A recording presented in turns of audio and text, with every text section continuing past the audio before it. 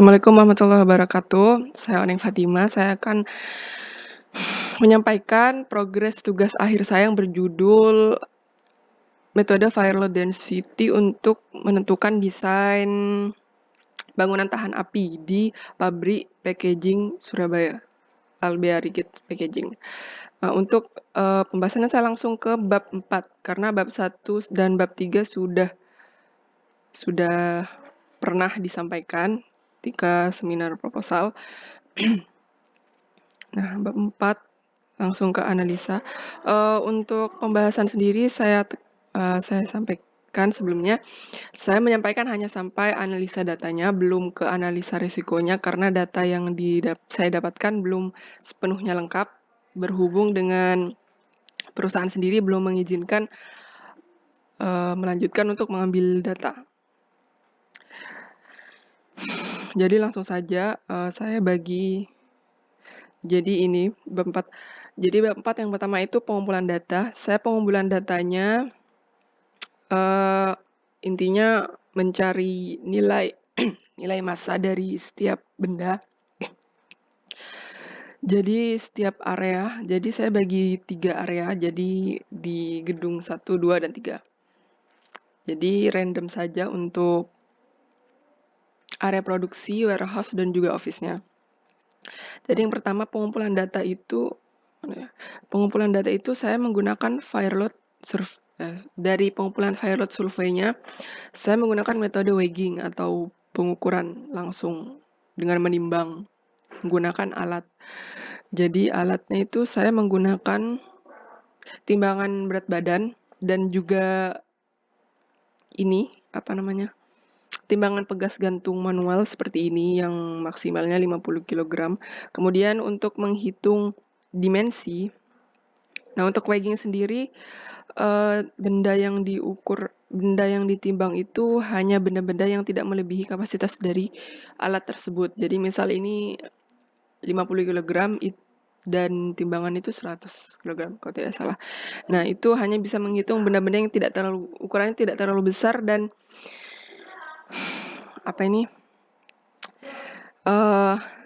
beratnya tidak terlalu berat lebih dari standar itu timbangannya tersebut. Kemudian yang kedua itu metode inventory atau metode pengukuran dengan mengelis daftar-daftar barang benda yang sulit untuk ditimbang. Jadi saya mengukurnya dengan cara menghitung rumus volume untuk menentukan massanya. Jadi volume itu kan sesuai dengan bentuk benda. Jadi misal kotak persegi atau persegi panjang itu volumenya kan panjang kali lebar kali tinggi. Ini salah satu contoh untuk menghitung meja. Nah, karena meja itu tidak bisa ditimbang dengan alat gantung seperti ini dan untuk diangkat pun tidak mungkin ke atas timbangan berat badan. Jadi menghitung dengan volume seperti ini. Jadi volume material kayu, jadi bentuk mejanya itu seperti rak sepatu gitu, terbuat dari kayu. Nah, kemudian ada ruang kosong di setiap lemari itu tidak sepenuhnya full, jadi tidak mungkin hanya untuk mengukur panjang kali lebar kali tinggi. Jadi harus dikurangi dengan ruang kosong di lemari tersebut.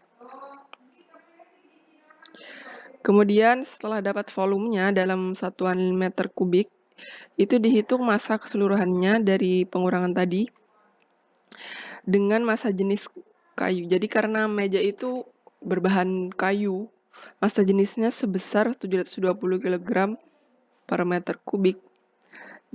Masanya jadi sebanyak 79,3 kg. Itu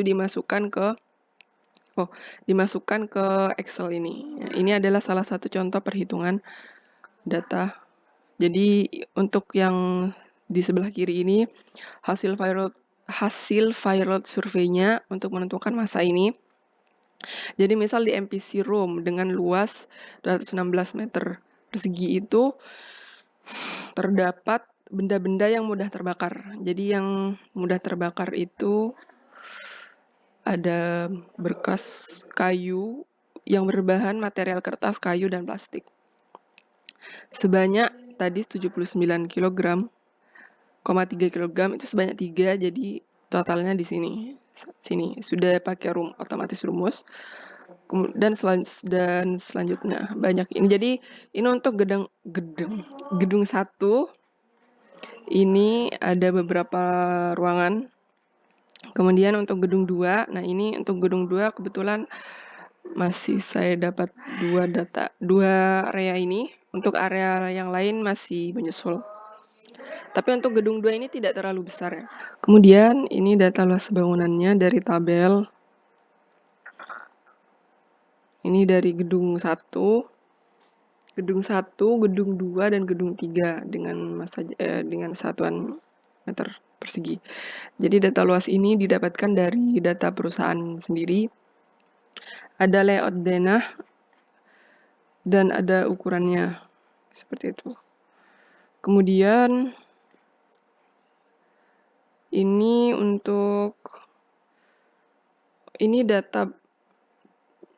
data material dari warehouse. Jadi warehouse tersebut kan paling besar, paling banyak disimpan produk akhir dan materialnya. Jadi untuk material sendiri ini hanya diberikan kode, ya ini kode dari setiap produk dengan berat masing-masing sebesar ini. Kemudian data calorific value. Jadi data calorific value ini digunakan untuk menentukan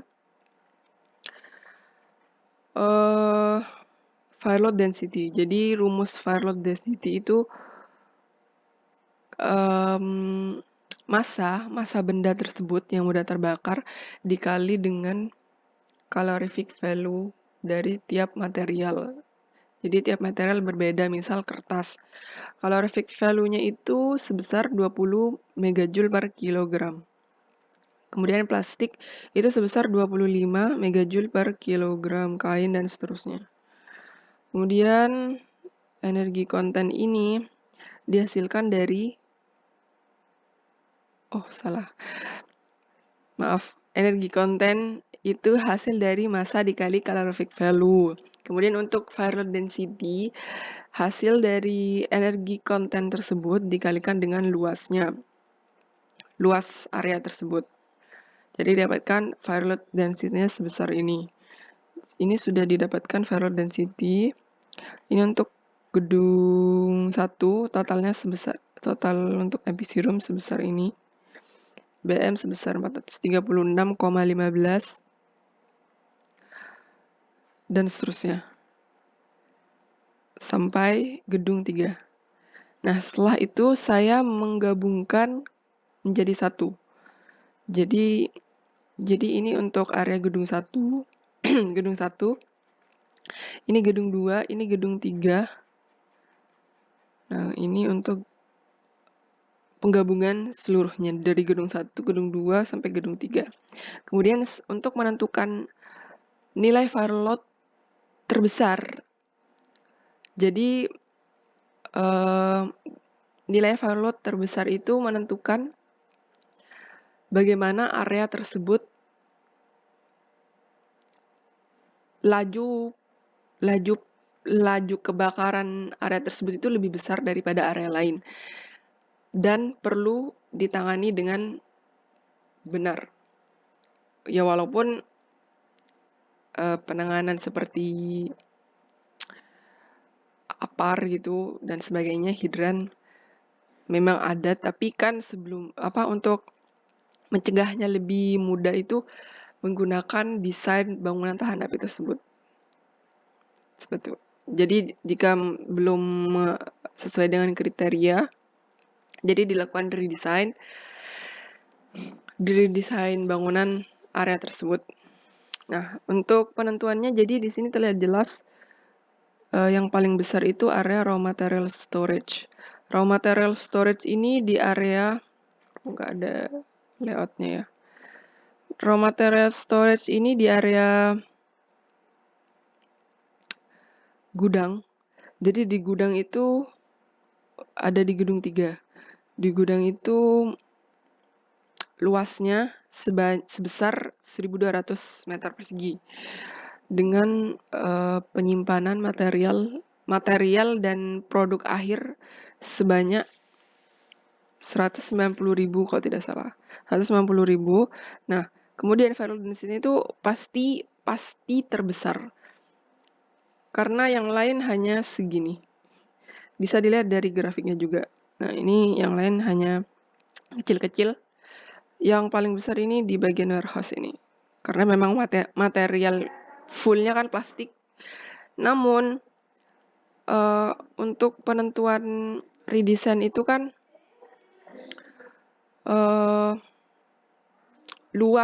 luasan ventilasi dan luasan area itu juga mempengaruhi. Nah, untuk luasan gedung warehouse itu sendiri itu memiliki luasan ventilasi yang besar. Jadi untuk itu perlu dipertimbangkan lagi bagaimana untuk menentukan redesign bangunan tersebut, karena bangunan tersebut itu menurut saya sudah sesuai standar, dan untuk kemungkinan kebakarannya pun masih bisa ditangani dengan baik, karena di gedung warehouse itu terdapat pintu tahan api. Oh, bukan pintu tahan api. Pintu otomatis. Maaf, bukan pintu tahan api. Pintu otomatis ketika ada kebakaran, pintu warehouse itu menutup sendiri. Ya, seperti itu. Untuk itu, saya ingin bertanya kepada dosen pembimbing, Bapak dosen pembimbing, Pak Lukman dan Pak Mades, bagaimana jika hasilnya itu seperti ini? Apakah saya harus mengabaikan area gedung warehouse tersebut, atau mencari atau menentukan gedung area yang lebih berpotensi, atau saya cukup untuk menentukan desain untuk gedung tersebut, maksud saya. Seperti itu. Karena menurut saya, walaupun saya menambahkan data material yang lain tambahan, itu masih tetap dominan pada nilai dari area warehouse. Karena ini dominan sekali, hampir 60.000. Sedangkan yang lain sekitar ratusan, tidak sampai 1.000, paling besar 1.000. Jadi masih dominan ke area warehouse. Mohon untuk diberi koreksi. Terima kasih. Assalamualaikum warahmatullahi wabarakatuh.